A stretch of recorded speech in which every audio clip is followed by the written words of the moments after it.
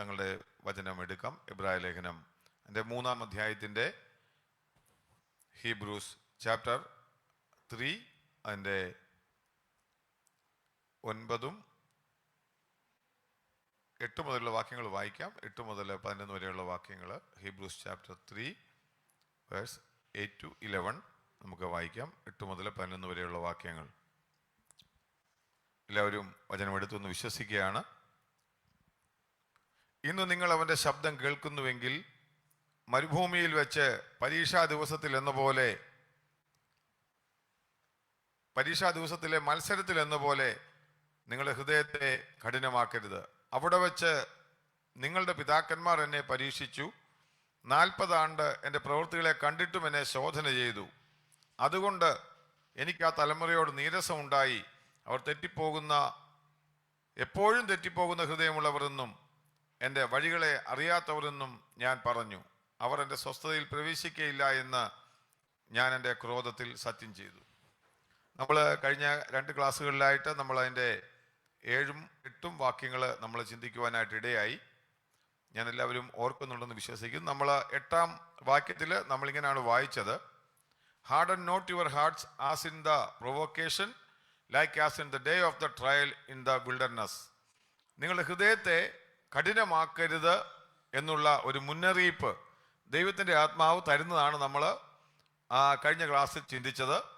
എല്ലാവരും അത് ഓർക്കുന്നുണ്ടെന്ന് ഞാൻ വിശ്വസിക്കുകയാണ്. ഞാൻ അന്ന് ഈ ഹൃദയകാഠിന്യം എന്നുള്ള വിഷയത്തെപ്പറ്റി വിശദമായിട്ട് നമ്മൾ കഴിഞ്ഞ ക്ലാസ്സിൽ ചിന്തിച്ചിരുന്നു. ഫറവോൻ്റെ ജീവിതത്തിലെ ചരിത്രം നമ്മൾ എടുത്തുകൊണ്ടാണ് ആ വേദഭാവം പറഞ്ഞത്. അതിനകത്ത് നമ്മൾ പറയാനിടയായി മോശയുടെ വാക്കുകൾ പലപ്പോഴും ഫറവോൻ കേട്ടിട്ടും താൻ തൻ്റെ ഹൃദയം കഠിനമാക്കി, ദൈവം തന്നോട് സംസാരിച്ച വചനത്തെ കേട്ടിട്ട് ഹൃദയം കഠിനമാക്കിയതുകൊണ്ട് 9-ാം അധ്യായത്തിലേക്ക് കടന്നു വന്നപ്പോൾ നമ്മൾ വായിച്ച വേദഭാഗം ദൈവം ഫറവോന്റെ ഹൃദയത്തെ കഠിനമാക്കാൻ തുടങ്ങി.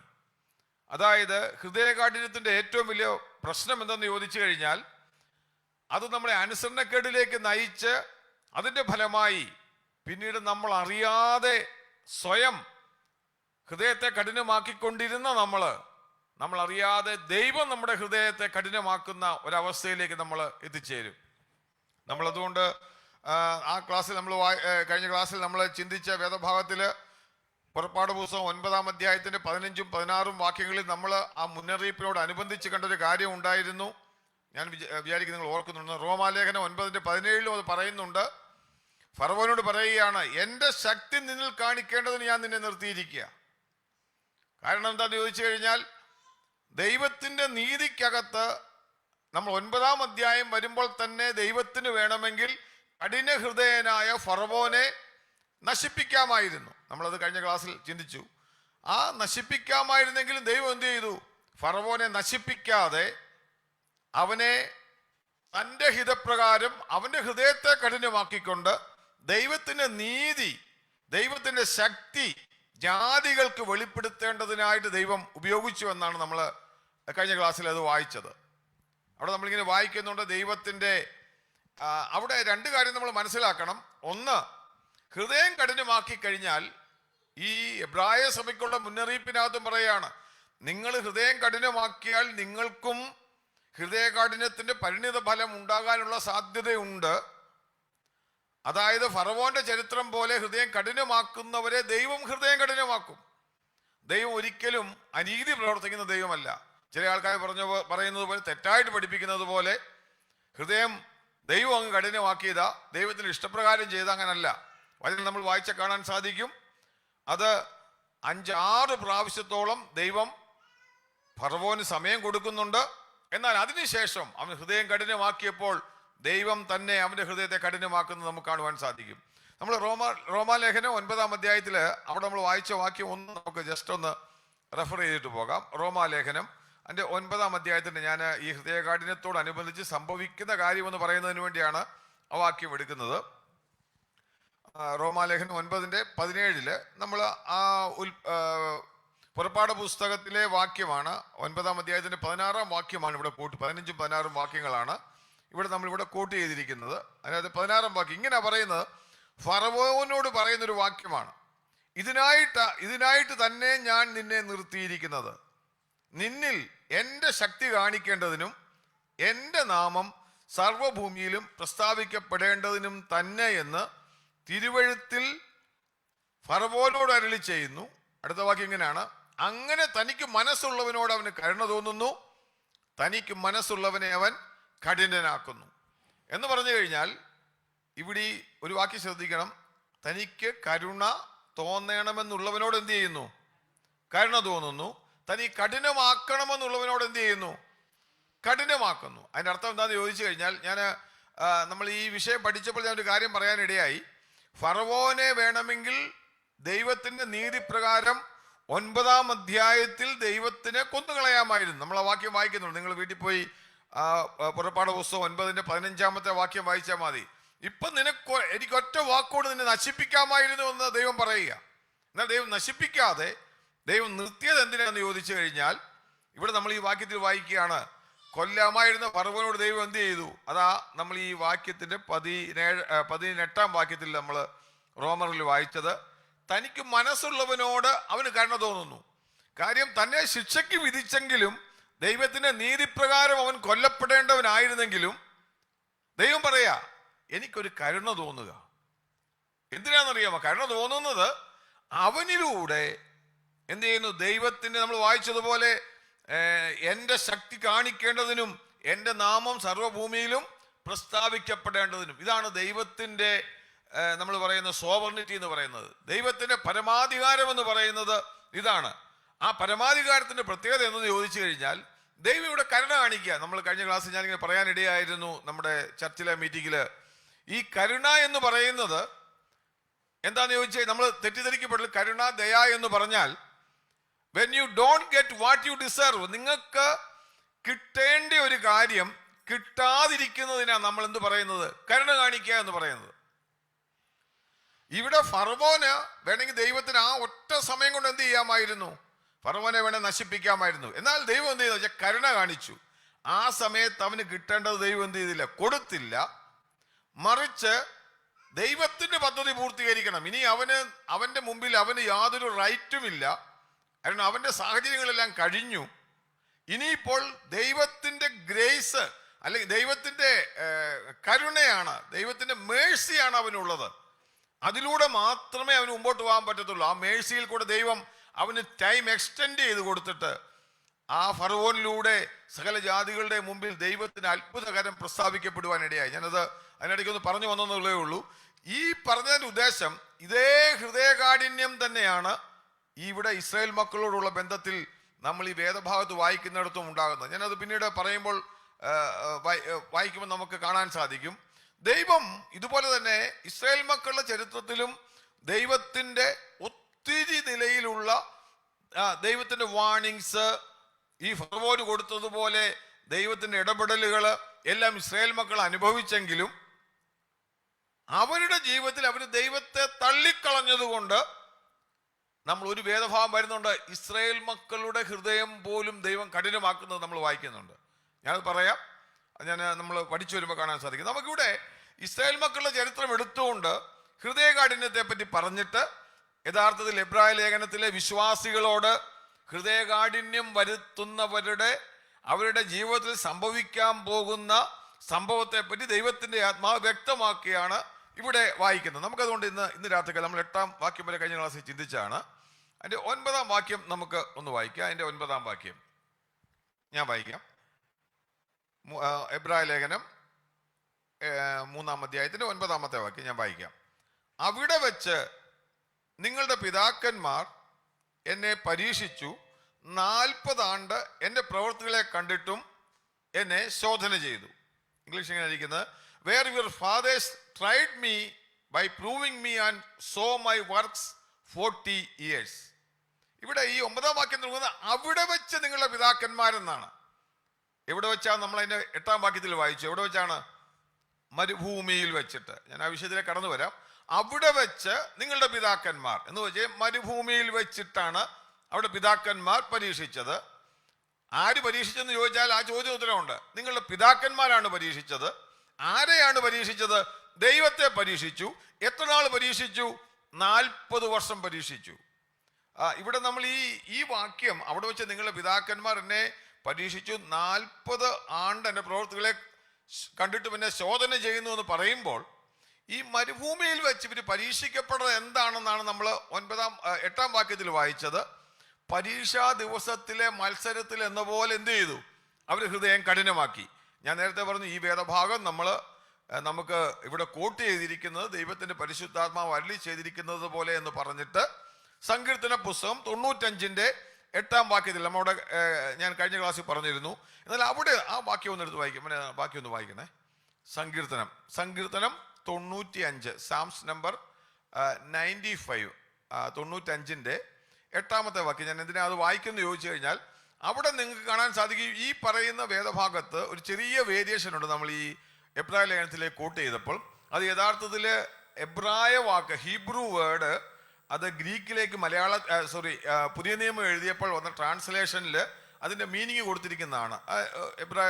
സങ്കീർത്തനം 95-ന്റെ 8 ഒന്ന് വായിച്ചു. ഇന്ന് നിങ്ങൾ അവന്റെ ശബ്ദം കേൾക്കുന്നുവെങ്കിൽ മെരീബയിലെ പോലെയും മരുഭൂമിയിൽ മസാ നാളിനെ പോലെയും നിങ്ങളുടെ ഹൃദയത്തെ കഠിനമാക്കരുത്. ശ്രദ്ധിക്കുക. അന്നേരം ഈ വാക്യം ഇവിടെ കോട്ട് ചെയ്തപ്പോൾ ഒരു വ്യത്യാസമുണ്ട്. എന്താണ് ഇരിക്കുന്നത്? മെരീബയിലെ പോലെയെന്നും മസാ നാളിനെ പോലെയൊന്നും എഴുതിയിട്ടില്ല. ഇങ്ങനെ ഇംഗ്ലീഷ് എഴുതിക്കുന്നത്, harden not your hearts as at Meribah and as at Massah in the day of temptation in the wilderness എന്ന് പറഞ്ഞു കഴിഞ്ഞാൽ, ആ മരുഭൂമിയിൽ നമ്മൾ കണ്ടു. എവിടെ വെച്ചാ പരീക്ഷിച്ചത്? മരുഭൂമിയിലെ പ്രത്യേകമായിട്ടുള്ളൊരു ഇൻസിഡന്റ് ദൈവത്തിന്റെ ആത്മാവ് സങ്കീർത്തനത്തിൽ എടുത്തു പറയുകയാണ്. അതെവിടുത്തെയാണ്? മെരീബയിലെ പോലെയും മരുഭൂമിയിലെ മസാ നാളിനെ പോലെയും നിങ്ങളുടെ ഹൃദയത്തെ എന്ത് ചെയ്യല്ലേ? കഠിനമാക്കരുത്. ഈ സംഭവം സംഭവിച്ചത് എവിടാണ്? ഇസ്രായേൽ മക്കള് കടന്നു വരുമ്പോൾ ആ വേദഭാഗം നമ്മൾ നോക്കിയാൽ കാണാൻ സാധിക്കും എന്താണ് ദൈവത്തിന്റെ ആത്മാവ് പറയുന്നതെന്ന്. നിങ്ങളുടെ ഹൃദയങ്ങളെ എന്ത് ചെയ്യല്ലേ? കഠിനമാക്കരുതെന്ന് വ്യക്തമായിട്ട് പറയുകയാണ്. ഇന്ന സമയത്തെ പോലെ നമ്മൾ അവിടെ ചെന്ന് നോക്കുമ്പോൾ നമുക്കറിയാം എന്താണ് ദൈവത്തിന്റെ ആത്മാവ് ഉദ്ദേശിക്കുന്നത്. കാര്യം ഈ എബ്രായ വിശ്വാസികളെ സംബന്ധിച്ച് അവരുടെ കയ്യിലുള്ള ഈ വചനം പഴയ നിയമത്തിൽ വെൽ വേഴ്സ്ഡ് ആണ്. അവർക്കറിയാം കാര്യങ്ങൾ എന്താണ് തങ്ങളുടെ പിതാക്കന്മാർക്ക് സംഭവിച്ചത്, എന്താണ് അവരുടെ പഞ്ചഗ്രന്ഥങ്ങളിൽ എഴുതപ്പെട്ടിരിക്കുന്നത്. ഇതൊക്കെ വളരെ വ്യക്തമായിട്ട് അറിയാവുന്ന അവരോട് ദൈവത്തിന്റെ ആത്മാവ് എബ്രായ ലേഖനത്തിൽ പറയുന്നൊരു കാര്യം, മരുഭൂമിയിലെ പോലെ പരീക്ഷാ ദിവസത്തിൽ എന്ന പോലെ നിങ്ങളുടെ ഹൃദയം എന്ത് ചെയ്യല്ലേ? കഠിനമാക്കരുതെന്ന് പറയുന്നുണ്ട്. പരീക്ഷാ ദിവസത്തിൽ മത്സരത്തിൽ ശ്രദ്ധിക്കേണ്ട കാര്യം, ഇവിടെ 2 വാക്ക് പരീക്ഷാ ദിവസമെന്നും മത്സരമെന്നും പറഞ്ഞിരിക്കുന്നതിന് നമ്മൾ സങ്കീർത്തനത്തിൽ വായിച്ചപ്പോൾ മെരീബ എന്നും മസാ നാളെന്നുമാണ് പറഞ്ഞിരിക്കുന്നത്. ഞാനത് എന്തുകൊണ്ട് അങ്ങനെ പറഞ്ഞിരിക്കുന്നത് ചോദിച്ചു കഴിഞ്ഞാൽ ഞാൻ പറഞ്ഞു, ഹീബ്രുവിലുള്ള വാക്കിന്റെ അതിന്റെ ഗ്രീക്കിലേക്ക് ട്രാൻസ്ലേറ്റ് ചെയ്തപ്പോൾ അതിന്റെ അതേ മീനിങ് ആണ് അവിടെ കൊടുത്തിരിക്കുന്നത്. എന്തുകൊണ്ടാണ് ഈ മെരീബയും മസാ നാളിലെ പോലെ ഹൃദയം കഠിനമാക്കരുത്? അവിടെ എന്താണ് സംഭവിച്ചത്?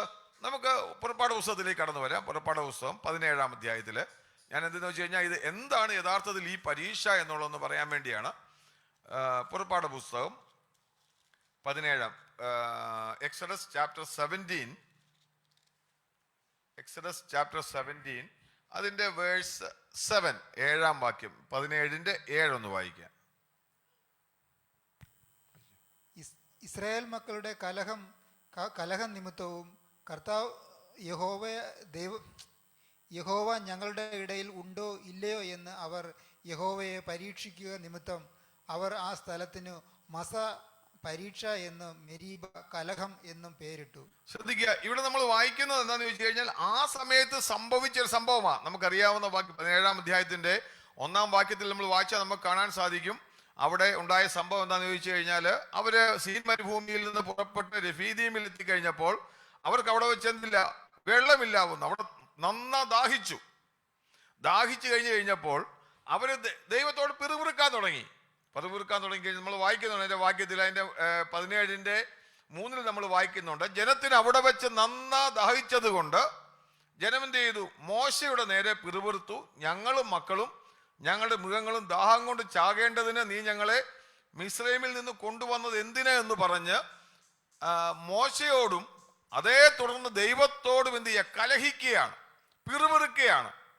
നമ്മൾ ആ പിറുപിറുത്തപ്പോൾ എന്ത് ചെയ്തു? ദൈവം പറഞ്ഞു, നീ പാറ അടിക്കണം, അവിടെ നിന്ന് എന്ത് ചെയ്യും?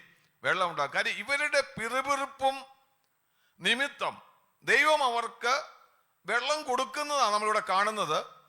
പക്ഷെ ആ വെള്ളം കൊടുക്കുമ്പോൾ എന്താ ചെയ്യുന്ന അറിയാമോ? അതിന്റെ 7-ാം വാക്യത്തിൽ നമ്മൾ വായിക്കുന്നത് ഈ ഒരു കാര്യം മനസ്സിലാക്കേണ്ടത്, നമ്മൾ ഇപ്പൊ വായിച്ച വാക്യത്തിൽ ഇങ്ങനെ വായിക്കുന്നത്, അവിടെ വെച്ച് നിങ്ങളുടെ പിതാക്കന്മാർ എന്ത് ചെയ്തു?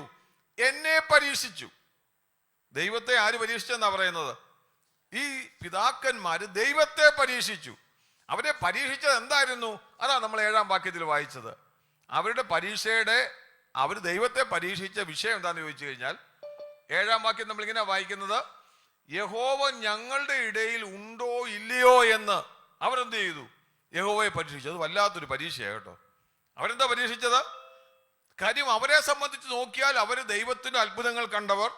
ഈ ഫറവോൻ എന്തൊക്കെ മിറക്കിൾസ് കണ്ടോ അതെല്ലാം ഇവരും കണ്ടിട്ടുണ്ട്. ഫറവോൻ ഹൃദയത്തെ കഠിനമാക്കി. എന്നാൽ ഇസ്രായേൽ മക്കളുടെ ചരിത്രത്തിൽ നമ്മൾ വായിക്കുന്ന ഇവർ വീണ്ടും കൊന്ന് ചെങ്കടല് വിഭാഗിക്കുന്നതും കണ്ടു.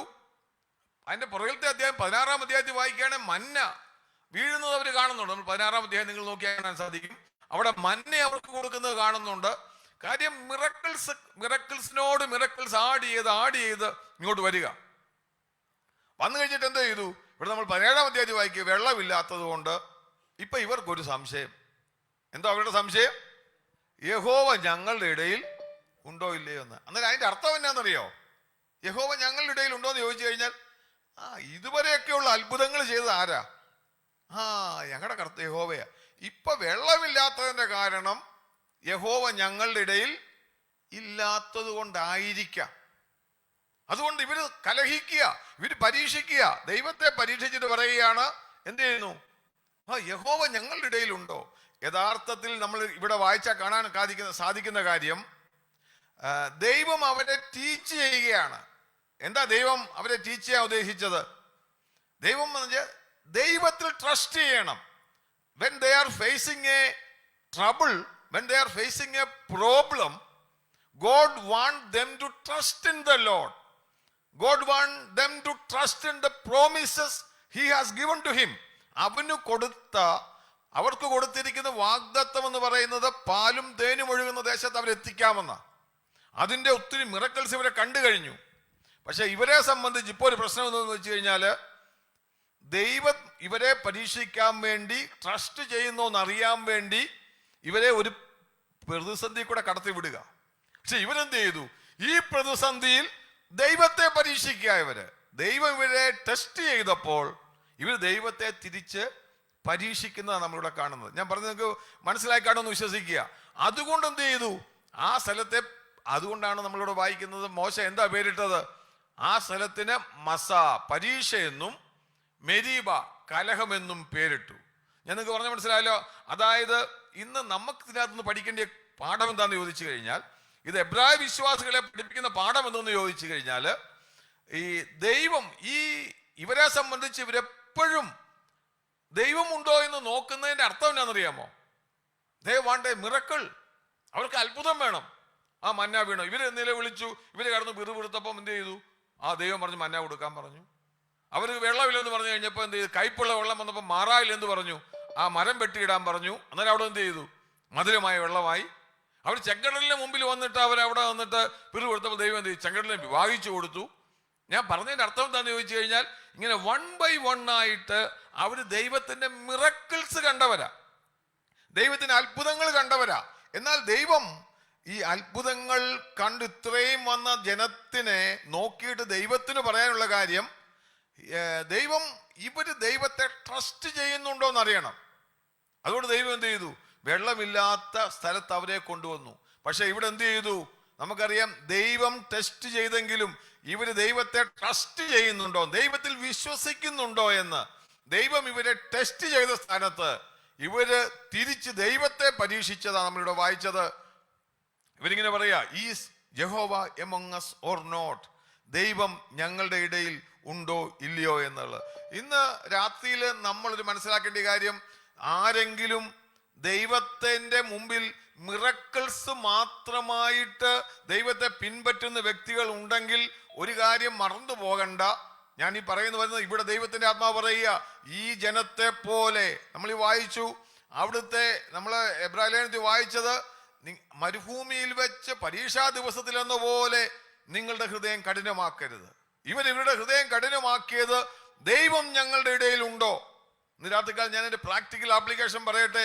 നമ്മുടെ ജീവിതത്തിന്റെ പ്രതിസന്ധികൾ, ചിലപ്പോൾ ദൈവത്തിന്റെ ടെസ്റ്റിംഗ് നമ്മുടെ ജീവിതത്തിൽ വരുമ്പോൾ നമ്മൾ ഒരു കാര്യം മനസ്സിലാക്കേണ്ടത്, നമ്മൾ ഈ ഇസ്രായേൽ മക്കളെ പോലെ പിറുപിറുക്കുന്നവരാകാതെ, എനിക്ക് വാഗ്ദത്തം തന്നവൻ വിശ്വസ്തനാണെന്നും അവൻ വാക്കുമാറാത്തവനാണെന്നും വിശ്വസിക്കുവാൻ തക്കവണ്ണം ട്രസ്റ്റ് ചെയ്യുവാനും അത് നമ്മൾ എക്സ്പ്രസ് ചെയ്യുവാനും ദൈവം ആഗ്രഹിക്കുക. ഇതാണ് പുതിയ നിയമത്തിന്റെ ആന്തരിക സത്യം എന്ന് പറയുന്നത്. എന്ന് പറഞ്ഞു കഴിഞ്ഞാൽ, നമ്മൾ പ്രതിസന്ധി വരുമ്പോഴും ദൈവം എപ്പോഴും മിറക്കിൾ ചെയ്യത്തില്ല. But he can do miracles. ദൈവം സൂപ്പർ നാച്ചുറൽ ആയിട്ട് പ്രവർത്തിക്കുന്ന ദൈവമാണ്. ഞാൻ പറയാം, എപ്പോഴും നമ്മൾ അപ്പോസ്തല പ്രവൃത്തി വായിച്ചു കഴിഞ്ഞാൽ പൗലോസിന്റെ ഒരു സ്ഥാനത്ത് എന്ത് ചെയ്തു? പൗലോസൊക്കെ ചെല്ലുമ്പോൾ അവരുടെ മുമ്പിൽ വെച്ച് വലിയ മിറക്കിൾ അവർ കണ്ടു. അവരായിരിക്കുന്ന ആ ജയില് വാതിലുകൾ തുറക്കുന്നു, അവരുടെ ചെങ്ങല അഴിഞ്ഞു പോകുന്നു. Oh, what a supernatural miracle നമ്മൾ പറയും. എന്നാൽ താൻ ഗലാത്യയിലേക്ക് പോകുന്ന വഴിക്ക് വായിക്കുന്നുണ്ട്, അവരവനെ കല്ലെറിഞ്ഞു മരിച്ചവനെ പോലെ ഇട്ടേച്ചു പോയി. അപ്പോൾ ചോദിച്ചു, എവിടെ ദൈവത്തിന്റെ അത്ഭുതം? ദൈവത്തിന്റെ മിറക്കിൾ എവിടെ? അതുപോലെ പറയും, യാക്കോബിനെ കൊന്നപ്പോൾ ദൈവത്തിന്റെ മിറക്കിൾ എവിടെ? വേണമെങ്കിൽ പത്രോസ് ഒക്കെ അവിടെ കിടക്കുമ്പോൾ നമുക്കറിയാം. ഞാൻ ആ വാക്യം ജസ്റ്റ് പറയുന്നുള്ളതേ ഉള്ളൂ. അപ്പോസ്തല പ്രവൃത്തി 12-ാം അധ്യായത്തിൽ വായിക്കുമ്പോൾ യാക്കോബിനെ കൊന്നപ്പോൾ വേണമെങ്കിൽ പത്രോസിനൊക്കെ വേണേ സംശയിക്കാമായിരുന്നു. ബട്ട് സ്റ്റിൽ നമ്മളവിടെ കാണാൻ സാധിക്കുന്നത്, പത്രോസിനെ യാക്കോബിനെ കൊന്നു. അടുത്ത ദിവസം പത്രോസിനെ അവിടെ തടവറയിലാക്കുമ്പോഴും സുഖമായിട്ട് കിടന്നുറങ്ങി. ഞാൻ പറഞ്ഞ എന്താന്ന് ചോദിച്ചു കഴിഞ്ഞാൽ, they have full trust in the Lord and the promise given to them. അവർക്ക് കൊടുത്തിരുന്ന ആ വിശ്വാസത്തിലും അവർക്ക് കൊടുത്തിരുന്ന ആ പ്രോമിസിൽ അവർക്ക് ശക്തമായിട്ടുള്ള ഒരു വിശ്വാസം ഉണ്ടായിരുന്നു. ഇന്ന് നമ്മളെപ്പറ്റി ദൈവം ആഗ്രഹിക്കുന്ന അതാണ്. നമുക്ക് ദൈവം നൽകിയിരിക്കുന്ന പ്രോമിസസിനെ ട്രസ്റ്റ് ചെയ്യുന്നവരാകണം. പലപ്പോഴും ദൈവം പ്രയോഗിക്കുന്നതെന്ന് വെച്ചാൽ, ദൈവം ഉപയോഗിക്കുന്നത്, ഞാൻ പറഞ്ഞ പോലെ, miracles are a ringing bell to come to the lord. ദൈവത്തിലേക്ക് വരുവാനുള്ള ഒരു റിംഗിങ് ബെല്ലാണ് മിറക്കിൾസ്, സൂപ്പർ നാച്ചുറൽ മിറക്കിൾസ്. പക്ഷേ അത് കഴിഞ്ഞ് ചില സാഹചര്യങ്ങൾ വരുമ്പോൾ ദൈവത്തെ അറിഞ്ഞവനെ, ദൈവത്തിന് മിറക്കിൾ കണ്ടവനെ, ദൈവത്തിൽ നീ ട്രസ്റ്റ് ചെയ്യുമോ എന്നുള്ള പരീക്ഷകൾ വരുമ്പോൾ നമ്മൾ ഹൃദയം കഠിനമാക്കുന്നവരാകരുത്. അത് നമ്മൾ ഈ ദൈവം ഇവരെ ടെസ്റ്റ് ചെയ്യുന്നുണ്ട്. ഞാൻ അതിന്റെ 16-ാം അധ്യായത്തിൽ വായിക്കുമ്പോൾ ദൈവം മിറക്കിൾസ് ചെയ്യുന്നത് മാത്രമല്ല, ദൈവം ഇവരെ സ്പിരിച്വലി എന്ന് വെച്ച് കഴിഞ്ഞാൽ ആത്മീയമായിട്ട് അവർ സ്ട്രോങ് ആണോ എന്ന് അറിയാൻ വേണ്ടി അവരെ ടെസ്റ്റ് ചെയ്യുന്നുണ്ട്. നമുക്ക് ഒന്ന് വായിക്കാം. അതിന്റെ 16-ാം അധ്യായത്തിലേക്ക് വരുമ്പോൾ ഞാനത് ഇവർ ഹൃദയം കഠിനമാക്കിയതിനെ പറ്റി പറയുന്ന സമയത്ത് ഒന്ന് വിശദീകരിക്കുന്നുള്ളതേ ഉള്ളൂ. 16-ാം അധ്യായത്തിന്റെ 12-ാം വാക്യത്തിൽ വായിക്കുമ്പോൾ നമ്മൾ ഇങ്ങനെ വായിക്കുന്നുണ്ട്. അവിടെ അവരോട് പറയാം, അവര് പിറുപിറുത്തിട്ട് തങ്ങൾക്ക് ഭക്ഷണമില്ലാത്തത് കൊണ്ട് മോശയ്ക്കെതിരായിട്ട് പിറുപിറുക്കുമ്പോൾ എങ്ങനെ പറയുന്നത്? ഞങ്ങൾ ഇറച്ചിക്കലങ്ങളുടെ, അതിന്റെ 3-ാം വാക്യത്തിൽ പറയുന്നുണ്ട്, ഇറച്ചിക്കലങ്ങളുടെ അടുക്കൽ ഇരിക്കുകയായിരുന്നു, ഞങ്ങൾക്കൊരു കുഴപ്പവുമില്ലായിരുന്നു. എന്നാൽ ദൈവം എന്ത് ചെയ്തു? 12-ാം വാക്യത്തിൽ വായിക്കുമ്പോൾ നമ്മളിങ്ങനെ വായിക്കുന്നത്, നീ അവരോട് സംസാരിക്കുക, നിങ്ങൾ വൈകുന്നേരത്തെ മാംസം ഭക്ഷിക്കും, പ്രഭാതകാലത്ത് അപ്പം കൊണ്ട് തൃപ്തരാകും, ഞാൻ നിങ്ങളുടെ ദൈവമായ യഹോവയാകുന്നു നിങ്ങൾ അറിയും എന്ന് പറക എന്ന് കൽപ്പിച്ചു. ഇവിടെ ദൈവം എന്ത് ചെയ്തു? ഇവരോട് കൽപ്പിക്കുകയാണ്, ഇങ്ങനെ നിങ്ങൾക്ക് അനുഭവിക്കാൻ പോവുകയാണെന്ന് പറയുകയാണ്. എന്നാൽ ഈ 4-ാം അധ്യായത്തില് ഈ 16-ാം അധ്യായത്തിൽ 4-ാം വാക്യത്തിൽ വായിക്കുമ്പോൾ ദൈവം എന്തുകൊണ്ടാണ് ഇത് ചെയ്തെന്നറിയാമോ?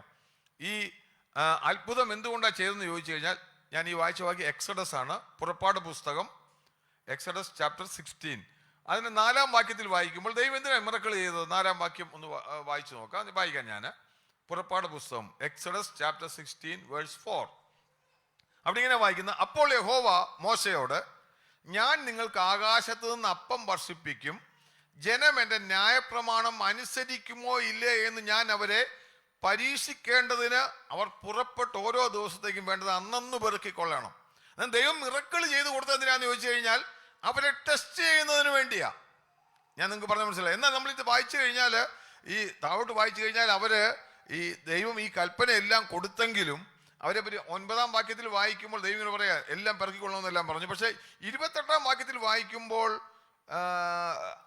ദൈവം അവർക്ക് നമ്മൾ പറഞ്ഞ മന്നയും അവർക്ക് വേണ്ടുന്ന മാംസവും കൊടുത്തുവെങ്കിലും അതിന്റെ 28-ാം വാക്യത്തിൽ നമ്മൾ വായിക്കുന്ന ഒരു വേദഭാവമുണ്ട്. ഇങ്ങനെ വായിക്കുന്നത്, അപ്പോൾ യഹോവ മോശയോട്, എന്റെ കൽപ്പനകളും ന്യായപ്രമാണങ്ങളും പ്രമാണിപ്പാൻ നിങ്ങൾ എത്രത്തോളം മനസ്സില്ലാതിരിക്കും.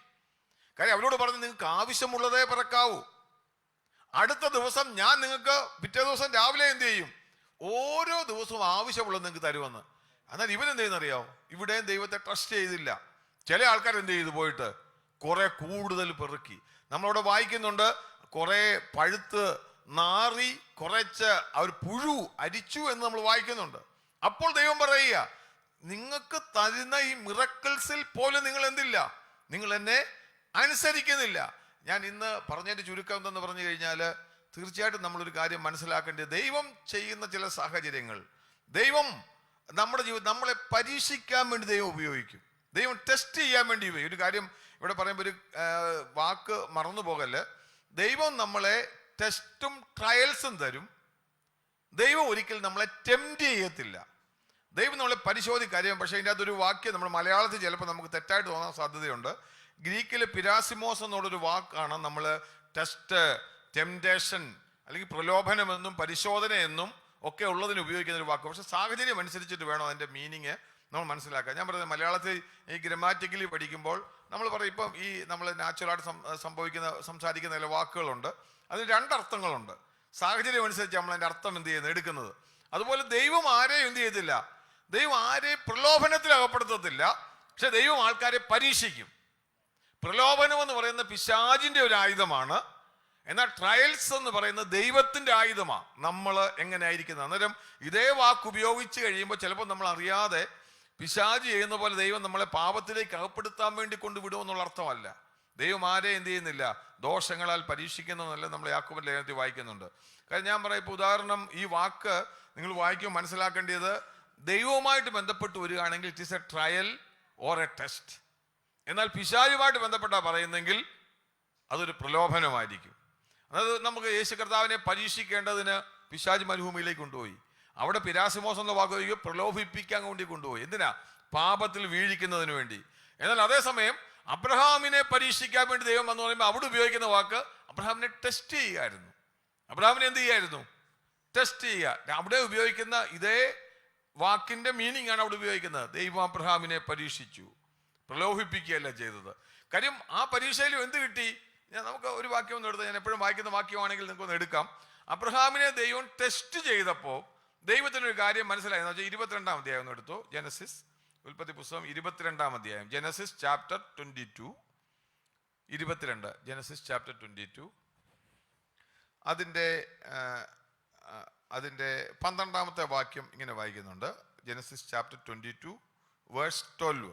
ഇവിടെ നമുക്കറിയാം, ഞാൻ സാഹചര്യം എന്ന് പറയുന്നത്, ബാലനെ യാഗപീഠത്തിന്മേൽ കെടുത്തി, എന്നിട്ട് താൻ കത്തി കൊണ്ട് അബ്രഹാം ബാലനെ കൊല്ലുന്നതിന് വേണ്ടി കൈ ഉയർത്തി നിൽക്കുമ്പോൾ പെട്ടെന്ന് അബ്രഹാമേ അബ്രഹാമേ എന്ന് വിളിച്ച്, നീ ബാലന്റെ മേൽ കൈവെക്കരുതെന്ന് പറഞ്ഞുകൊണ്ട് 12-ാം വാക്യത്തിൽ വായിക്കുകയാണ്, അവനോടൊന്നും ചെയ്യരുത്, നിന്റെ ഏകജാതനായ മകനെ തരുവാൻ നീ മടിക്കാതിരുന്നത് കൊണ്ട് നീ ദൈവത്തെ ഭയപ്പെടുന്നുവെന്ന് ഞാൻ ഇപ്പോൾ അറിയുന്നു. ഞാനത് എപ്പോഴും പറഞ്ഞൊരു വാക്യമാണ്. ദൈവത്തിന് എന്നെ മുന്നറിവില്ലേ? ദൈവത്തിന് മുന്നറിവുണ്ട്. പക്ഷെ ദൈവം ടെസ്റ്റ് ചെയ്യുന്നത് എന്തിനാന്ന് ചോദിച്ചു കഴിഞ്ഞാൽ, ഹി വാണ്ട് ടു സീ. ദൈവത്തിന് അത് കാണുന്നതിന് വേണ്ടിയാ. യെസ്, ഇവൻ എന്ത് ചെയ്യുന്നു? എന്നെ പരിപൂർണമായിട്ട് ട്രസ്റ്റ് ചെയ്യുന്നു. ഞാൻ പറഞ്ഞ ഉദ്ദേശം എന്ന് വെച്ച് കഴിഞ്ഞാൽ, ദൈവം നമുക്ക് നൽകുന്ന ട്രയൽസ് ആണ്, ടെസ്റ്റാണ്. പിശാച് നമുക്ക് തരുന്ന ടെംപ്റ്റേഷൻസ് ആണ്. ഞാൻ ജസ്റ്റ് ഒന്ന് പറഞ്ഞു പോകാൻ വേണ്ടി എന്നുള്ളതേ ഉള്ളൂ. എന്നാൽ ഇവിടെ നമ്മൾ ഇസ്രായേൽ മക്കളുടെ ചരിത്രത്തിൽ നമ്മൾ തിരിച്ചു വരുമ്പോഴത്തേന് അവരെന്ത് ചെയ്തു? അവർ ഈ മെരീബയിലും മസാനാളിലും അവർ ദൈവത്തെ പരീക്ഷിച്ചു. അവരുടെ പരീക്ഷയുടെ അർത്ഥം എന്ന് പറയുന്നത് എന്താണെന്നറിയോ? ദൈവം ഞങ്ങളുടെ മധ്യത്തിലുണ്ടോ? ദൈവം ഞങ്ങളുടെ ഇടയിലുണ്ടോ? ഞാൻ പറഞ്ഞ അന്നേരം ഈ ഇങ്ങനെ ദൈവത്തെ പരീക്ഷിച്ച് ദൈവത്തിന്റെ വാക്കുകൾ കേട്ടിട്ടും പരീക്ഷിച്ചു പോകുമ്പോൾ ഹൃദയം അറിയാതെ കഠിനമാകുക. എനിക്ക് സമയം മുമ്പോട്ട് പോകുന്നുള്ളൂ, എങ്കിലും പറഞ്ഞിട്ട് പോവാം. ഇതിനകത്ത് തന്നെ വായിച്ചു കഴിഞ്ഞാൽ നമുക്ക് ഈ ഇസ്രായേൽ മക്കളെ ചരിത്രത്തിൽ വായിക്കുമ്പോൾ അതിൻ്റെ 14 നമുക്കൊന്ന് വായിക്കാം. ഈ നമ്പേഴ്സ്, സംഖ്യാപുസ്തകം 14-ാം അധ്യായത്തിൻ്റെ നമ്പേഴ്സ്, സംഖ്യാപുസ്തകം 14-ാം അധ്യായത്തിൻ്റെ നമ്പേഴ്സ് ചാപ്റ്റർ 14 വേഴ്സ് 22. അവിടെ ഈ ഇസ്രായേൽ മക്കൾ ദൈവത്തെ പരീക്ഷിക്കുന്നതിനെ പറ്റി ദൈവത്തിൻ്റെ ആത്മാവ് പറയുന്നൊരു കാര്യമുണ്ട്. നമ്പേഴ്സ് ചാപ്റ്റർ 14 വേഴ്സ് 22 ഞാൻ വായിക്കാം. അതിൻ്റെ 22-ാമത്തെ വാക്യം. എൻ്റെ തേജസ്സും മിസ്രൈമിലും മരുഭൂമിയിലും വെച്ച് ഞാൻ ചെയ്ത അടയാളങ്ങളും കണ്ടിട്ടുള്ള പുരുഷന്മാരെല്ലാവരും ഇപ്പോൾ 10 പ്രാവശ്യം എന്നെ പരീക്ഷിക്കുകയും എൻ്റെ വാക്ക് കൂട്ടാക്കാതിരിക്കുകയും ചെയ്തതുകൊണ്ട് അവരുടെ പിതാക്കന്മാരോട് ഞാൻ സത്യം ചെയ്തിട്ടുള്ള ദേശം അവർ കാണുകയില്ല, എന്നെ നിരസിച്ചവരാരും അത് കാണുകയില്ല. ഇവിടെ ദൈവത്തിനാണ് പറഞ്ഞത് 10 പ്രാവശ്യം എന്ത് ചെയ്തു? പരീക്ഷിച്ചു. അതുകൂടെ ഞാൻ പറഞ്ഞത്, പരീക്ഷിക്കുന്ന ദൈവത്തെ പരീക്ഷിക്കുക എന്ന് പറയുമ്പോൾ അത് കണ്ടിന്യൂ ചെയ്യുമ്പോൾ നമ്മൾ അറിയാതെ ഹൃദയ കാഠിന്യത്തിലേക്ക് അകപ്പെടും. ഞാനത് നമ്മൾ 10 വേദപണ്ഡിതന്മാർ പറയുന്ന അതിൻ്റെ 10 പല നിലകളിൽ പറയുന്നുണ്ട്. ഈ 10 പരീക്ഷ എന്ന് പറയുന്ന ഒന്ന് ചെങ്കടൽക്കരയിൽ ചെയ്തിട്ടുണ്ട്, മാറയിൽ വെള്ളം കയ്പ് വെള്ളം മധുരമുള്ള വെള്ളമാക്കുന്ന സമയത്ത് അവർ കർത്താവിനെ പരീക്ഷിക്കുന്നുണ്ട്. അതുപോലെ അവർ ഭക്ഷണത്തിന് വേണ്ടി നമ്മൾ വായിച്ച് 16 വായിക്കുമ്പോൾ തങ്ങൾക്ക് ആര് ഭക്ഷണം തരുമെന്ന് പറഞ്ഞുകൊണ്ട് അവർ പരീക്ഷിക്കുന്നുണ്ട്. അതുപോലെ തന്നെ മന്നാടി, ഇപ്പം നമ്മൾ വായിച്ച വാക്യത്തിൽ മന്ന പുഴുത്തു നാറുന്ന വിഷയത്തിൽ ദൈവത്തിൻ്റെ വാക്കിനെ അവർ മറുതലിക്കുകയും പരീക്ഷിക്കുകയും ചെയ്യുന്നത് കാണുന്നുണ്ട്. അതുപോലെ നമ്മളിങ്ങനെ വായിച്ചു കഴിഞ്ഞാൽ ഇപ്പം നമ്മൾ വായിച്ച വാക്യത്തിലും അവർ വെള്ളം കിട്ടാതെ വന്നപ്പോൾ ദൈവത്തെ പരീക്ഷിക്കുകയാണ്. ഇങ്ങനെ ഓരോ ഭാഗത്തും കാരാഗ്രഹത്തിലായിരിക്കുമ്പോഴും അതുപോലെ കാടപ്പക്ഷികളുടെ വിഷയം പറയുമ്പോഴും ദുരാഗ്രഹികളാകുമ്പോഴും അതുപോലെ നമ്മൾ വായിക്കുമ്പോൾ ഈ ഒറ്റുനോക്കുവാൻ വേണ്ടി സ്പൈസസിനെ അയക്കുമ്പോൾ, അതായത് ഒറ്റുകാരെ അയക്കുമ്പോൾ അവിടെയും അവർ ദൈവത്തിൽ അവിശ്വസിക്കുകയാണ്. ഞാൻ പറയുമ്പം നിങ്ങൾ ശ്രദ്ധിക്കണം, നമ്മൾ ആ വാക്യം വായിച്ചാൽ നമുക്ക് പെട്ടെന്ന് തോന്നും ഈ ഒറ്റുകാരെ അയക്കുന്ന വിഷയത്തിൽ ഇവരെന്തോ ചെയ്തത്. ഞാൻ എപ്പോഴും പറയുന്നൊരു വേദഭാഗമാണ്, നമുക്കത് വായിച്ചു കഴിഞ്ഞാൽ ഒന്ന് വാക്യമുണ്ട്. സംഖ്യാപുസ്തകം 13-ാം അധ്യായത്തിൻ്റെ 1-2 വാക്യങ്ങൾ. സംഖ്യാപുസ്തകം നമ്പേഴ്സ് ചാപ്റ്റർ 13 അതിൻ്റെ 1-2 വാക്യങ്ങൾ വായിക്കുമ്പോൾ 1-2 വാക്യങ്ങൾ ഇങ്ങനെ നമ്മൾ വായിക്കുന്നത്, യഹോവ പിന്നെയും മോശയോട് അരുളി ചെയ്തത്, ഇസ്രായേൽ മക്കൾക്ക് ഞാൻ കൊടുപ്പാനിരിക്കുന്ന കനാൻ ദേശം ഒറ്റുനോക്കേണ്ടതിന് ആളുകളെ അയക്കാം. അതാത് ഗോത്രത്തിൽ നിന്ന് ഓരോ ആളുകളെ അയക്കണം, അവരെല്ലാവരും പ്രഭുക്കന്മാരായിരിക്കണം. ഇത് വായിച്ചതിൻ്റെ ഉദ്ദേശം എന്താണെന്ന് ചോദിച്ചു കഴിഞ്ഞാൽ, ഇവിടെ ഒരു തെറ്റിദ്ധാരണ ഉണ്ടാകാൻ സാധിക്കും. ദൈവം പറഞ്ഞ വാഗ്ദത്തം അതങ്ങനെ തന്നെ നടക്കുമോ എന്ന് അറിയാൻ വേണ്ടി ദൈവം മോശയോട് പറയുകയാണോ, നിങ്ങൾ വന്നാൽ കുറച്ച് പേരെ എടുത്തിട്ട് എന്ത് ചെയ്യുക, പോയി ഒറ്റുനോക്കാൻ പറയുമോ? അങ്ങനെ ദൈവം പറയുകയാണെങ്കിൽ ദൈവം കൊടുത്ത വാഗ്ദത്തത്തിൽ ദൈവം തന്നെ അവിശ്വസിച്ചിട്ട് ജനത്തെ പറഞ്ഞയക്കുന്നതാണ് നമുക്ക് തോന്നും. ദൈവം പറഞ്ഞ വാക്ക് ദൈവം, നിങ്ങൾ എന്തിനാ പോകുന്നെന്ന് പറഞ്ഞാൽ പോരെ? നിങ്ങൾ എന്തിനാ പോകുന്നത്?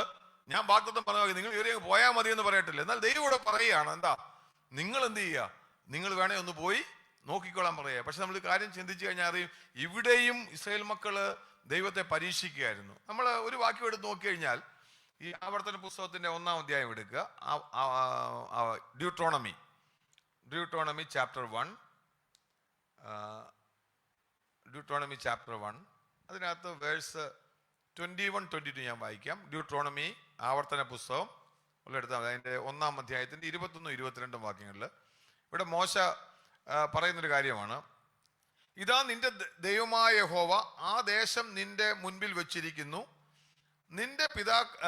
നിന്റെ പിതാക്കന്മാരുടെ ദൈവമായ യഹോവ നിന്നോട് അരുളി ചെയ്തതുപോലെ നീ ചെന്നത് കൈവശമാക്കിക്കൊള്ളുക, ഭയപ്പെടരുത്, അധൈര്യപ്പെടുകയും ചെയ്യരുത് എന്ന് പറഞ്ഞു. കാര്യം ആരാ? ദൈവം പറയാണ്, ഭയപ്പെടരുത്, ഇറ്റ് ഈസ് മൈ പ്രോമിസ്. നിങ്ങൾ എന്ത് ചെയ്യല്ലേ? ഭയപ്പെടുകയും വേണ്ട, നിങ്ങൾ പോയി ചെയ്താൽ മതി. പക്ഷെ അടുത്ത വാക്യം എന്താ പറയുക? 22-ാം വാക്യം, അപ്പോൾ നിങ്ങൾ എല്ലാവരും അടുക്കൽ വന്ന് നാം ചില ആളുകളെ എന്ത് ചെയ്യുക, മുൻപ് കൂട്ടി അയക്കുക, അവർ ദേശം ഒറ്റ നോക്കിയിട്ട് നാം ചെല്ലേണ്ടുന്ന പട്ടണങ്ങളെ കുറിച്ചുള്ള വിവരം കൊണ്ടുവരട്ടെ എന്ന് പറഞ്ഞു. എന്താ അവിടെ പറഞ്ഞത്? ശരിക്കും പറഞ്ഞ ദൈവമാണോ അവരോട് കൽപ്പിച്ചത്? അല്ല. ഇവര് ദൈവം പറഞ്ഞു, നിങ്ങൾ പോയി അത് കീഴടക്കിയാൽ മതി, നിങ്ങൾ ജസ്റ്റ് അങ്ങ് പോയാൽ മതി, ഞാനാ പ്രോമിസ് ചെയ്ത്. ജനങ്ങളെല്ലാം പറഞ്ഞു, വേണ്ട വേണ്ട, ഞങ്ങൾക്ക് ചിലരെ ഒന്ന് ഉറ്റു നോക്കിയിട്ട് എന്ത് ചെയ്യണം, അതെങ്ങനെയുള്ളതാണെന്നും താഴോട്ട് വായിക്കുന്നുണ്ട്. ഒറ്റ നോക്കി നാം ചെല്ലേണ്ടുന്ന വഴിയെ പറ്റിയും പട്ടണത്തെ കുറിച്ചുള്ള വിവരമൊക്കെ ഒന്ന് കൊണ്ടുവരട്ടെ. അതിന്റെ അർത്ഥം എന്നാണെന്നറിയാമോ? ദൈവത്തിന്റെ പ്രോമിസ് ഒക്കെ ഓക്കെയാ, പക്ഷെ ഞങ്ങൾക്കൊന്ന് നോക്കട്ടെ അത് ശരിയാണോ എന്ന്. ആ വാക്ക് മോശ എന്താ പറഞ്ഞത്? ആ വാക്ക് എനിക്കും ബോധിച്ചു. അന്നേരം ശരിക്കെന്ന് പറഞ്ഞു കഴിഞ്ഞാൽ ദൈവത്തിന്റെ ഒരിക്കലും ഒരു ഹിതമല്ലായിരുന്നു. It is not perfect will of God for them to go and spy the land. ആ രാജ്യത്ത് പോയി അതിനെ ഒറ്റുനോക്കുന്നത് ദൈവത്തിന്റെ പെർഫെക്റ്റ് വില്ലല്ലായിരുന്നു. പിന്നെ മോശ പറയാ, നിങ്ങൾ പറഞ്ഞ കേട്ടപ്പോൾ എനിക്കും തോന്നി, ആ വാക്ക് ബോധിച്ചു. അതുകൊണ്ടാണ് നമ്മളിവിടെ 13-ാം അധ്യായത്തിൽ, നമ്പേഴ്സിൽ, നമ്മൾ സംഖ്യാപുസ്തകം 13-ാം അധ്യായത്തിൽ വായിച്ചത്. അപ്പോൾ ദൈവം എന്ത് ചെയ്തു? മോശ എന്ന് പറഞ്ഞു, ദൈവമേ ശരിയാ, നിന്റെ വാഗ്ദത്തമൊക്കെ ശരിയാ, പക്ഷെ ജനമെല്ലാം വന്ന് എന്നോട് എന്തോ പറയുന്നു, ഒന്ന് ഞങ്ങളോട് പോയി വഴിയും ജനങ്ങളെയൊക്കെ നോക്കി പരിശോധിച്ചിട്ട് വരട്ടെ, നിന്റെ വാഗ്ദത്തം പറഞ്ഞ പോലെ എങ്ങനെയൊക്കെയാണോ നോക്കിയിട്ട് വരാമെന്ന്. അത് മോശ പറഞ്ഞപ്പോൾ ദൈവം എന്തോ പറഞ്ഞു. ആ വാക്കാണ് നമ്മൾ സംഖ്യാപുസ്തകം 13-ാം അധ്യായത്തിന്റെ 1-2 വാക്യങ്ങൾ വായിച്ചത്. അന്നേരം യഹോവ മോശയോട് അരുളി ചെയ്തു, ഓക്കെ, ഒരു കാര്യം ചെയ്യും, നിങ്ങൾക്ക് അങ്ങനെ പോണോ? നമ്മളിപ്പോൾ വായിച്ച വാക്യം 13-ന്റെ 1-2 നിങ്ങൾക്ക് പോണോ? ഒരു പ്രശ്നമില്ല, നിങ്ങൾ നിങ്ങളുടെ പ്രഭുക്കന്മാരെയൊക്കെ വിളിച്ചാൽ എന്ത് ചെയ്യുക, നിങ്ങളൊന്ന് പോയി ഒന്ന് നോക്കിക്കോളാം. പക്ഷെ നമുക്കറിയാം, ഈ പെർമിസീവ് വില്ലെടുത്ത് ദൈവത്തിന്റെ പെർഫെക്റ്റ് വില്ലും ദൈവത്തിന്റെ പ്രോമിസിനും എതിരായിട്ട് അവർ പോയത് കൊണ്ട് 13-ഉം 14-ഉം അധ്യായം നമുക്ക് വായിച്ചാൽ കാണാൻ സാധിക്കും, ഈ അവരുടെ ജീവിതത്തിൽ ഈ അനുഭവം അവരുടെ ദൈവത്തിന്റെ വാഗ്ദത്തത്തെ അവർക്ക് ഏറ്റെടുക്കുവാൻ പറ്റാത്ത നിലയിൽ തകർക്കപ്പെടുവാൻ കാരണമായി. നമ്മൾ വായിക്കുന്നുണ്ട് 14-ാം അധ്യായം, ഈ 14-ാം അധ്യായത്തിലൊക്കെ വായിക്കുമ്പോൾ അവര് കൈപ്പുള്ളവരായി ദൈവത്തെ പരീക്ഷിച്ചു, അവരുടെ ഹൃദയം കഠിനപ്പെട്ടു പോയി. ഇന്ന് രാത്രികാലം നമ്മൾ മനസ്സിലാക്കേണ്ട ഒരു പ്രായോഗിക നമുക്ക് മനസ്സിലാക്കേണ്ട വിഷയം എന്താണെന്ന് ചോദിച്ചു കഴിഞ്ഞാൽ, നമ്മളും പലപ്പോഴും നമ്മുടെ മുമ്പിൽ വരുന്ന ചില പ്രതിസന്ധികളെ ദൈവത്തിന്റെ പ്രോമിസാണ്, you can be victorious over them. നിനക്ക് അവയുടെ മേൽ ജയാളിയാകാം. എങ്ങനെ ജയാളിയാകാം? നിന്റെ നമ്മൾ വായിക്കുന്നുണ്ട്, ഇവിടെ കൊലോസ്യ ലേഖനത്തിൽ വായിക്കുമ്പോൾ, നിങ്ങൾക്ക് ജയാളിയാകേണ്ട പാപത്തിന്റെ കെട്ടുകളെ പറ്റി ദൈവത്തിന്റെ ആത്മാവ് പറയുന്നുണ്ട്. നിങ്ങൾ മുൻപ് കാലത്തുണ്ടായിരുന്ന പോലല്ല, അവയുടെ മേൽ നിന്നെ ഞാൻ ജയാളിയാക്കും. പക്ഷെ നമ്മളിപ്പോഴും, കർത്താവ് നീ ജയാളിയാക്കുമോ? എനിക്കൊരു ജയകരമായ ക്രിസ്ത്യ ജീവിതം നയിക്കാൻ പറ്റുമോ? അല്ല, ഇനി എൻ്റെ ഈ പാപ സ്വഭാവത്തിന് വിടുതൽ നിനക്ക് തരാൻ പറ്റുമോ? ഞാൻ ഭയങ്കര പാപിയാ, അതിനകത്ത് എനിക്കൊരു മോചനം തരാൻ പറ്റുമോ? നമ്മുടെ ഹൃദയം, ദൈവജനം പറയുന്നുണ്ട്, ഹൃദയം എല്ലാറ്റിനേക്കാളും കാപട്യം നിറഞ്ഞാന്ന് യിരെമ്യാ പ്രവാചകൻ പറയുന്നുണ്ട്. നമ്മുടെ മനസ്സ് ചിലപ്പോൾ നമ്മളോട് ഇങ്ങനെ പറയുമ്പോൾ, നമ്മൾ ഇസ്രായേൽ മക്കളെ പോലെ നമ്മൾ എന്ത് ചെയ്യും? നമ്മൾ ദൈവത്തെ അവിശ്വസിച്ച്, ഈ ഇസ്രായേൽ മക്കൾക്ക് പറ്റിയ പോലെ നമുക്കും പറ്റും. അതുകൊണ്ട് എന്താ വായിക്കുന്നത്? 14-ാം അധ്യായത്തിന്റെ 1-ാം വാക്യത്തിൽ ഇവര് ഈ ദൈവത്തെ പെർമിസീവ് വില്ലിലേക്ക് കയറിയത് കൊണ്ട് ഇവരുടെ ബിഹേവിയറൽ പാറ്റേൺസ് അങ്ങ് ചേഞ്ച് ആയി. ഞാൻ പറഞ്ഞത് നിങ്ങൾക്ക് മനസ്സിലാവുന്നുള്ളൂ. ഇവരുടെ ചിന്താഗതികളെല്ലാം മാറി. ഇവര് ദൈവത്തിന്റെ പെർഫെക്റ്റ് വില്ലും പ്രോമിസിലും വിശ്വസിച്ചില്ല. ഇന്ന് രാത്രികാലം ഞാൻ പറയട്ടെ ചിലരോട്, ദൈവം നമുക്ക് നൽകിയിരിക്കുന്ന പ്രോമിസിൽ നമ്മൾ 100% വിശ്വസിച്ച് നമ്മൾ ചുവടെടുത്ത് വെക്കുകയാണ്. ഇത് നടക്കുമോ ഇല്ലയോ എന്നുള്ളത് നമ്മൾ പെർമിസീവായിട്ട് ചോദിച്ചു കഴിഞ്ഞാൽ പലപ്പോഴും നമ്മൾ ഇവരെ പോലെ പരാജയപ്പെട്ടു പോകും. ഇല്ല, ഞാൻ എൻ്റെ കർത്താവിനാൽ ഞാൻ ജയാളിയാകും. കാലേബും നമ്മൾ വായിക്കുന്ന കാലേബും യോശുവയും പറഞ്ഞ എന്തുവാ? ഇത് നമുക്ക് കീഴടക്കാവുന്നേ. It is God's promise. ഞാൻ പറയാം, എപ്പോഴും നമുക്ക് ഇവരുടെ ബിഹേവിയറൽ പാറ്റേണിൽ വന്ന ചേഞ്ചസ് എന്നറിയോ? നെഗറ്റീവിസം വന്നു, ഗ്രംബ്ലിങ് വന്നു, അവർ ക്വാറലിംഗ് ആയി, ഡിസൊബീഡിയന്റ് ആയി, ബിറ്റർനെസ് വന്നു. അതിന്റെ 14-ാം അധ്യായത്തിന്റെ 1-ാം വാക്യം വായിച്ചാൽ അവർക്ക് വന്ന ആ ചേഞ്ച് നമുക്ക് കാണാൻ സാധിക്കും. എന്താ വായിക്കുന്നറിയോ? 14-ാം അധ്യായം 1. അപ്പോൾ സഭയൊക്കെയും എന്ത് ചെയ്യൂ? ഉറക്ക നിലവിളിച്ചു, ജനം മുഴുവൻ ആ രാത്രി മുഴുവൻ കരഞ്ഞു. ഞാൻ പറയട്ടെ, ഈ കരച്ചിലെന്ന് പറയുന്നത് വിശ്വാസത്തിന്റെ കരച്ചിലല്ല, അവിശ്വാസത്തിന്റെ കരച്ചില. അവരുടെ ബിഹേവിയർ അവിടെ അതുവരെ വന്ന് അവർക്കുണ്ടായിരുന്ന പോസിറ്റീവ്നെസ് എല്ലാം പോയി. ഞാൻ പറഞ്ഞ നെഗറ്റീവിസം അവരുടെ ഉള്ളിലേക്ക് കടന്നു വന്നു. അവിടെ തൊട്ട് അവരുടെ ജീവിതത്തിൽ ഡിസൊബീഡിയൻസ് ഉണ്ടാകാം. ഞാൻ സമയമില്ലാത്തതുകൊണ്ട് പെട്ടെന്ന് ഞാൻ പറഞ്ഞു പോവുക. ഇവരുടെ ഈ ഡിസൊബീഡിയൻസ് കൊണ്ടാണ് ഇവർക്ക് എന്ത് സംഭവിച്ചെന്ന് അറിയാവോ? നമ്മൾ വായിച്ച വേദഭാഗത്ത് വായിക്കുന്നുണ്ട്, 40 ആണ്ട് എൻ്റെ പ്രവൃത്തികളെ കണ്ടിട്ട് അവർ എന്ത് ചെയ്തു? എന്നെ ശോധന ചെയ്തു. നമുക്ക് ഈ 14-ാം അധ്യായത്തിൽ വായിക്കുമ്പോൾ, ഞാൻ പിന്നീട് വായിക്കുമ്പോൾ ചില വേദഭാഗം എടുക്കാം. പെട്ടെന്ന് ഞാൻ സമയം തീർന്നുകൊണ്ട് ജസ്റ്റ് ഈ വാക്യത്തിൽ ഒരു ഭാഗം മാത്രം പറയാൻ വേണ്ടിയാണ്. 14-ാം അധ്യായത്തിന്റെ 33-ാം വാക്യത്തിൽ നമ്മൾ ഇങ്ങനെ വായിക്കുന്നുണ്ട്. 14-ന്റെ എന്ന് വെച്ചാൽ നമ്പേഴ്സ്, സംഖ്യാപുസ്തകം 14-ന്റെ 33, നിങ്ങളുടെ ശവം മരുഭൂമിയിൽ ഒടുങ്ങും വരെ നിങ്ങളുടെ മക്കൾ മരുഭൂമിയിൽ 40 സംവത്സരം ഇടയരായി സഞ്ചരിച്ച് നിങ്ങളുടെ അവിശ്വസ്തതയുടെ ഫലം അനുഭവിക്കും. ഇപ്പോൾ എന്ത് ചെയ്യുന്നറിയാമോ? ദൈവത്തിന്റെ വാക്കിന് വിരുദ്ധമായി അവര് പറഞ്ഞു, ഞങ്ങൾക്കൊന്ന് പോയി നോക്കണം. അവരാളെ വിട്ടു വന്നു. അവരുടെ ബിഹേവിയറൽ പാറ്റേൺ ചേഞ്ച് ആയി. ഈ അധ്യായം നിങ്ങൾ വായിച്ചു കഴിഞ്ഞാൽ അവരുടെ നെഗറ്റീവിസം, അവരുടെ ക്വാറലിങ്, അവരുടെ, ഞാൻ ഈ പറഞ്ഞ ഓരോ കാര്യങ്ങളും അവരുടെ ജീവിതത്തിൽ ആക്ടിവേറ്റ് ചെയ്യുന്നത് കാണാം. ഇന്ന് രാത്രികാലം പറയാം, ദൈവത്തിന്റെ വാഗ്ദത്തങ്ങളിൽ നമുക്ക് ട്രസ്റ്റ് ഉണ്ടായിരിക്കണം. അല്ലെങ്കിൽ നമ്മൾ ദൈവം, ഞാൻ പറയാം, ഞാൻ കർത്താവിൽ ജയാളിയായിട്ട് മാറും. എൻ്റെ ജീവിതത്തിൽ ചില ക്യാരക്ടേഴ്സ് ദൈവത്തിന്റെ പ്രോമിസാണ്, നമ്മളെ തന്നെ പുത്രന്റെ സ്വരൂപത്തോട് അനുരൂപമാക്കുമെന്ന്. ഓ അച്ഛാ, അത് എന്നോടൊന്നും പറയണ്ട. ആരുടെ എങ്ങനെ നടക്കാനാ? നമ്മുടെ ക്യാരക്ടർ അനുദിനം ചേഞ്ച് ആകും. നമ്മുടെ ഉള്ളിൽ നമ്മുടെ വിശുദ്ധിയും വേർപാടും എന്നൊക്കെ പറയുന്നത് നമ്മുടെ പുറമേ അല്ല, നമ്മുടെ ഉള്ളിലാണ്. പാപത്തിന്റെ മേല്, നമ്മുടെ കയ്പിന്റെ മേല്, നമ്മുടെ ഉള്ളിലുള്ള ഓരോ സ്വഭാവ സവിശേഷതയുടെ മേൽ നമ്മൾ ജയാളി, നെഗറ്റീവ് ക്യാരക്ടറിന്റെ മേൽ നമ്മൾ ജയാളിയാകണം. അതിനുള്ള പ്രോമിസ് കർത്താവ് വന്നിട്ടുണ്ട്. ആത്മാവിന്റെ ഫലം എന്താ പറയുക? സ്നേഹം, സന്തോഷം, സമാധാനം, ദീർഘക്ഷമ, പരോപകാരം. നമ്മൾ ഈ വായിക്കുന്നുണ്ട്. ഇതെല്ലാം ദൈവം നമുക്കത് പ്രോമിസാ. പക്ഷെ നമ്മളിൽ എന്താ വരുന്നത്? ഇത് നടക്കത്തില്ല അച്ഛാ എന്ന് പറയാൻ നമ്മൾ അറിയാതെ ജഡത്തിന്റെ പ്രവൃത്തികളിലേക്ക് വീഴുകയാണ്. നമുക്ക് കോപം, ക്രോധം, ശാഠ്യം, മത്സരം. ഞാൻ പറയാം, ഇന്ന് പകൽക്കാലം ആരെങ്കിലും കേൾക്കുന്നെങ്കിൽ ഹൃദയം കഠിനപ്പെട്ടു പോയാൽ, ഞാൻ കഴിഞ്ഞ ക്ലാസ്സിൽ പറഞ്ഞ ഫറവോന് സംഭവിച്ച പോലെ ദൈവം നമ്മുടെ ഹൃദയത്തെ, ചില ആൾക്കാർ വിക്ടോറിയസ് അല്ലാതെ പോകുന്നതിന്റെ കാരണം പലപ്പോഴും നമ്മൾ ഹൃദയം കഠിനമാക്കപ്പെടുന്നവരായോണ്ട്. ഇന്ന് രാത്രികൾ ഞാൻ പറയാം, അതിൽ ദൈവം നമുക്ക് മോചനം നൽകുന്ന ദൈവമാണ്. ഇന്ന് രാത്രികൾ നമുക്ക് ജയം നൽകും. നമ്മൾ ഈ വായിച്ച വാക്യത്തിലേക്ക് കടന്നു വരുമ്പോൾ ഞാൻ ഇവിടെ ഈ ഹൃദയകാഠിന്യം ഉണ്ടാകാതിരിക്കാനുള്ള 3 കാര്യങ്ങൾ നമുക്ക് ഈ വേദഭാഗത്ത് നമ്മൾ വായിച്ച 8, 9 വാക്യത്തിൽ കാണാൻ പറ്റും. ഒന്ന്, നമുക്ക് പറയാം, ഈ സംസാരിക്കും ഇവരോട് പറയാം, പരിശുദ്ധാത്മാവ് അരുളി ചെയ്യുന്നത്. 7-ാം വാക്യത്തിൽ നമ്മൾ എബ്രായ ലേഖനത്തില് ഹീബ്രുവിൽ നമ്മൾ വരുമ്പോൾ 7-ാം വാക്യത്തിൽ വായിക്കും, അതുകൊണ്ട് പരിശുദ്ധാത്മാവ് അരുളി ചെയ്യുന്നത് പോലെ എന്ന് പറഞ്ഞത് ഇവർക്ക് മനസ്സിലാകണം, ഇവരോട് സംസാരിക്കുന്ന പരിശുദ്ധാത്മാവാണ്. The Holy Spirit is speaking to them. അതായത് അവർ വായിക്കുന്ന വചനം it is A inspired word of God ആണ്. അതിന്റെ ബോധ്യം വേണം. രണ്ടാമത് എന്താണെന്ന് അറിയാമോ? അവർക്ക് വേറൊരു കാര്യം മനസ്സിലാക്കണം. Learn from the history. മെരീബയിലും മസ്സയിലും ഉണ്ടായത് എന്താണ്? പരീക്ഷിക്കപ്പെട്ടവന്റെ ഹൃദയം കഠിനമായി പോയി. ഇന്ന് രാത്രികാലം അവരോട് പറയുക, യു ഷുഡ് അനുസരണമുള്ളവരായി നിങ്ങൾ മാറണം. അനുസരണം മാറ്റിവെക്കുന്നവർ. നമ്മൾ വായിച്ചല്ലോ, ഇതുകൊണ്ട് 40 വർഷം അവര് ദൈവത്തിന്റെ പ്രവൃത്തികളെ കണ്ടിട്ടും ദൈവത്തെ ശോധന ചെയ്തു. ഞാൻ ഇന്ന് രാത്രികാലം സമയം തീർന്നുകൊണ്ട് എൻ്റെ വാക്കുകളെ അവസാനിപ്പിക്കുക. ഒന്നുകൂടെ ഞാൻ പറയാം, മിറക്കിൾ സീയിങ്, മിറക്കിൾ കാണുന്നത് ഒരിക്കലും നമ്മളൊരു വിശ്വാസമാകണമെന്നില്ല. എന്നാൽ അതിനപ്പുറമായിട്ട് മിറക്കിൾസിനകത്തൂടെ നമ്മൾ ദൈവത്തിലെ ട്രസ്റ്റ് ചെയ്യുന്നവരായിട്ട്, ദൈവത്തിന്റെ പ്രോമിസ് അത് വിശ്വസിക്കുന്നവരായിട്ട് ഞാൻ അനുദിനം രൂപാന്തരപ്പെടും.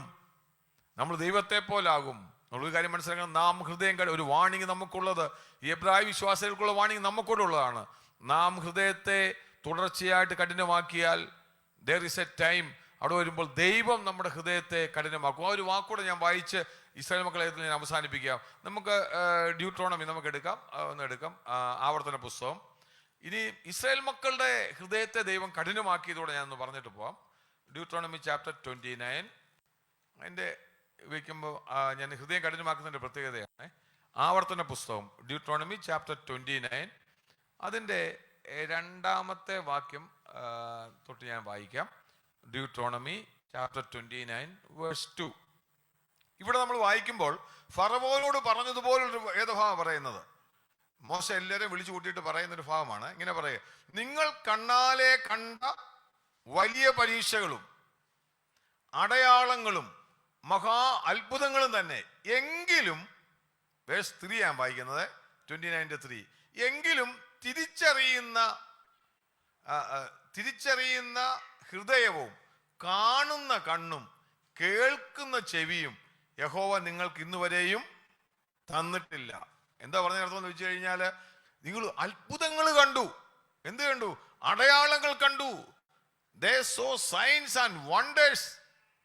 പക്ഷെ നമ്മൾ വായിക്കുകയാണ്, ഇതെല്ലാം കണ്ടെങ്കിലും ദൈവം അവർക്ക് എന്ത് ചെയ്തില്ല? തിരിച്ചറിയുന്ന ഹൃദയവും കാണുന്ന കണ്ണും കേൾക്കുന്ന ചെവിയും നൽകിയില്ല. എന്തുകൊണ്ടാന്ന് നിങ്ങൾക്ക് അറിയാവോ? ഹൃദയം കഠിനമാക്കപ്പെട്ട ജനം, അവർ ദൈവത്തിന് മുമ്പിൽ എന്ന് പറയാ, യഹോവ ഞങ്ങളുടെ ഇടയിൽ ഉണ്ടോ? ഇവരെ കൊണ്ടുവന്നവരെ അവര് മറുത്ത് കളഞ്ഞു.